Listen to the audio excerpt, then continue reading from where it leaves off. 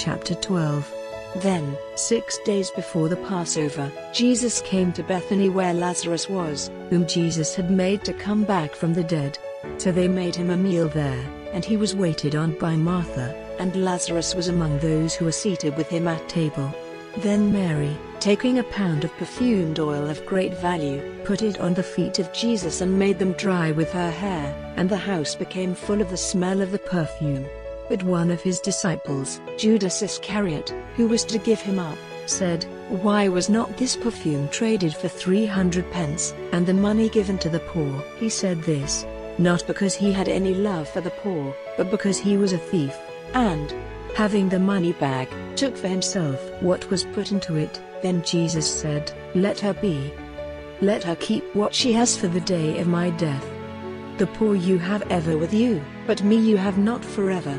Then a great number of the Jews had news that he was there, and they came, not only because of Jesus, but so that they might see Lazarus who had been dead and to whom he had given life. Now there was talk among the chief priests of putting Lazarus to death, for because of him a great number of the Jews went away and had belief in Jesus. The day after, a great number of people who were there for the feast, when they had the news that Jesus was coming to Jerusalem, took branches of palm trees and went out to him, crying, "A blessing on him who comes in the name of the Lord, the King of Israel." And Jesus saw a young ass and took his seat on it, as the writings say, "Have no fear, daughter of Zion, see your king is coming, seated on a young ass." These things were not clear to his disciples at first, but when Jesus had been lifted up into his glory, then it came to their minds that these things in the writings were about him and that they had been done to him. Now the people who were with him when his voice came to Lazarus in the place of the dead, and gave him life again, had been talking about it. And that was the reason the people went out to him, because it had come to their ears that he had done this sign. Then the Pharisees said one to another, "You see, you are unable to do anything, the world has gone after him." Now there were some Greeks among the people who had come up to give worship at the feast. They came to Philip, who was of Bethsaida in Galilee, and made a request, saying, "Sir, we have a desire to see Jesus." Philip went and gave word of it to Andrew, and Andrew went with Philip to Jesus. And Jesus said to them in answer, "The hour of the glory of the Son of Man has come. Truly I say to you, if a seed of grain does not go into the earth and come to an end, it is still a seed and no more, but through its death it gives much fruit. He who is in love with life will have it taken from him, and he who has no care for his life in this world will keep it forever and ever. If any man is my servant, let him come after me, and where I am, there will my servant be. If any man becomes my servant, my Father will give him honor. Now is my soul troubled, and what am I to say?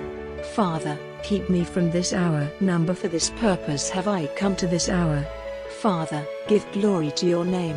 Then there came a voice out of heaven, saying, "I have given it glory, and I will give it glory again."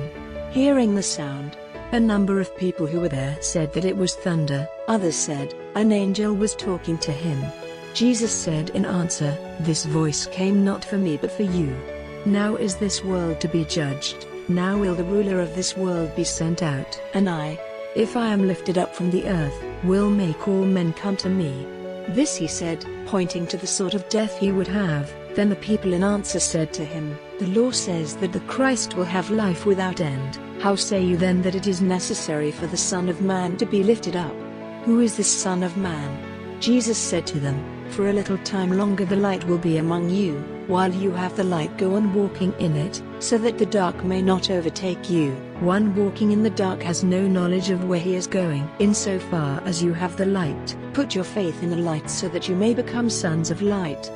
With these words Jesus went away and for a time was not seen again by them.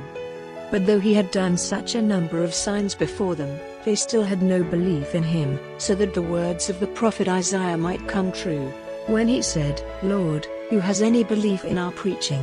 And the arm of the Lord, to whom has it been unveiled?" For this reason they were unable to have belief, because Isaiah said again, "He has made their eyes blind, and their hearts hard, for fear that they might see with their eyes and get knowledge with their hearts, and be changed, and I might make them well."